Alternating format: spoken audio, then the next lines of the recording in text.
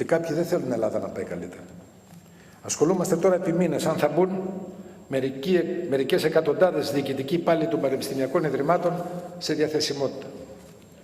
Τα περισσότερα ιδρύματα συμμορφώθηκαν με αυτή την αλλαγή. 2 αρνήθηκαν.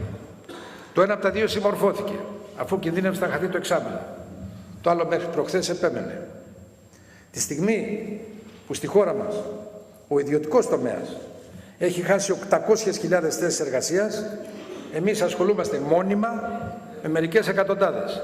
Πολλοί μάλιστα εκ των οποίων είναι συνεπώνυμοι και μη γελάτε γι' αυτό.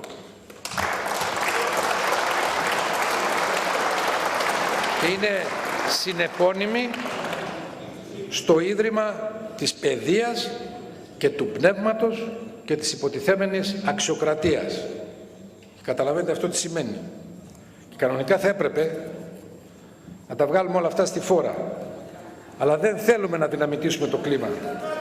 Δεν θέλουμε, δεν είμαστε εμείς. Στο φαύλο κύκλο της αντεκδίκησης δεν μπαίνουμε εμείς. Αλλά καταλαβαίνετε ακριβώς τι προνόμια υπερασπίζονται αυτοί που θέλουν να φτιάξουν τον κόσμο μεν, αλλά να περιμένουν να παραμένουν κολλημένοι στην Ελλάδα του χθες. Καταλαβαίνετε τι εννοούν όταν λένε θα δώσουμε περισσότερα κονδύλια στην υγεία, αλλά καταψηφίζουν τον νόμο που φτηνένει τα φάρμακα.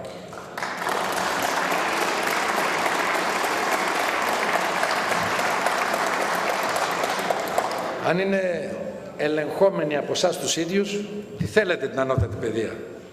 Αλλά τα θέλετε κλειστά τα πανεπιστήμια. Αν δεν είναι. Αν κινδυνέψετε να χάσετε τον έλεγχο.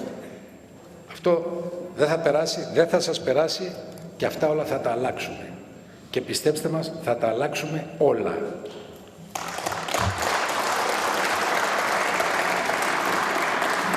Εμείς θα προχωρήσουμε σε πείσμα όλων αυτών των αντιστάσεων.